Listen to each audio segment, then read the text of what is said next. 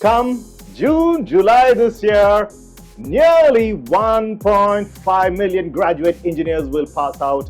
That's a staggering 15 lakhs of freshly minted engineers.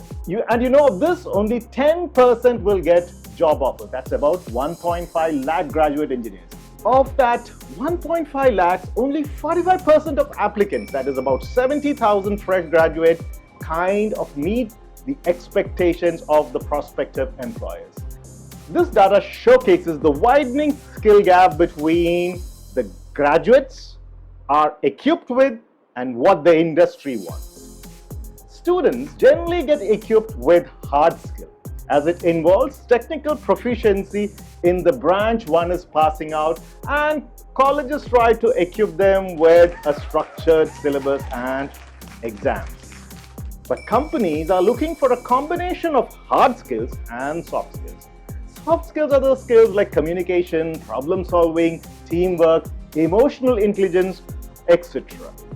Companies are additionally looking for these skills in fresh graduates, as it helps them function in the real world more effectively.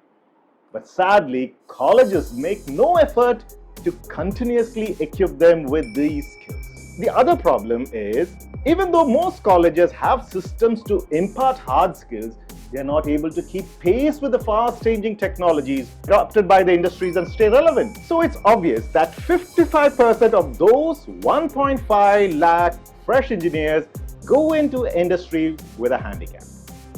That is with the not so relevant hard skill sets. They have the intelligence to learn, but they are not exposed to the various technologies being used on the shop floor by the companies, thus requiring the companies to re-hard skill. This professional outdatedness, what I call, when combined with poor soft skill, become an ideal combination for developing negative and self-limiting thoughts.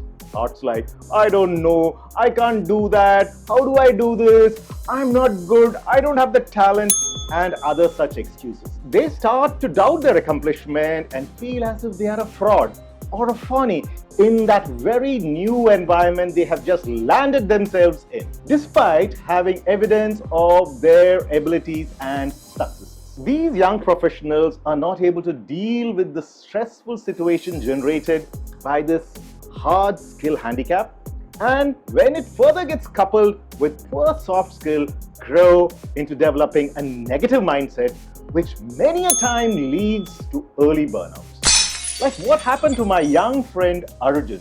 Check out the link above to know his case.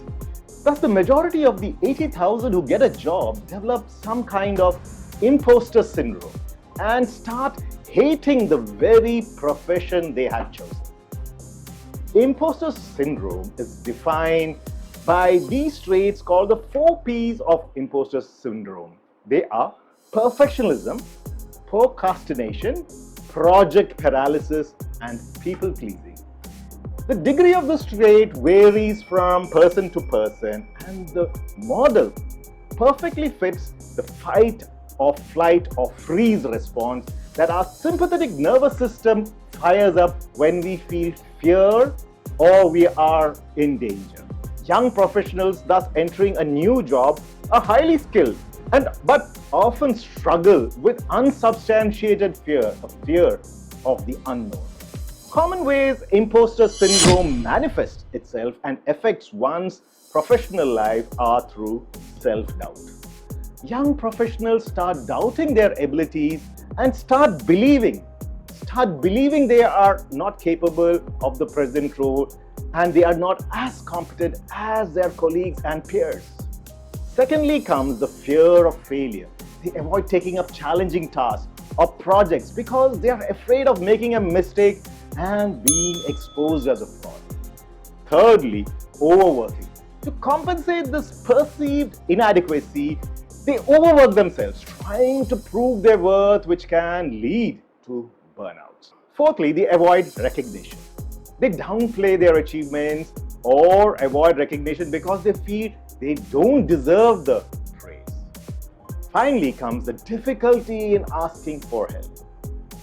Believing that they should know all the answers, they hesitate to seek help or guidance, which slows down their learning and growth. Imposter syndrome is not a mental illness and can be overcome. The term is usually used narrowly and applied to intelligence and achievements, although it has links to perfectionism. Psychologists Susan Imes and Pauline Rose Clark first coined this term in the 1970s and said, on the outside, there is no apparent reason why these young professionals need to feel like an imposter, and yet they still do. This is what makes this such a challenging psychological phenomena that needs to be unpacked. Addressing imposter syndrome involves firstly recognizing and accepting one's limitation. It's a fact that everyone cannot know everything under the sun. This can only be addressed by acknowledging one's limitations. Secondly, setting realistic goals so as not to fail or overwork oneself. Thirdly, enjoying and celebrating achievements. There are always small wins which can be celebrated. Fourthly, do not be afraid to ask for help on the job from colleagues and friends, or seek out a mentor. And finally, maintaining a positive growth mindset will help you deliver performance beyond expectations. Click on the link below to join me to learn more. Do subscribe, like and comment. Jai Hind.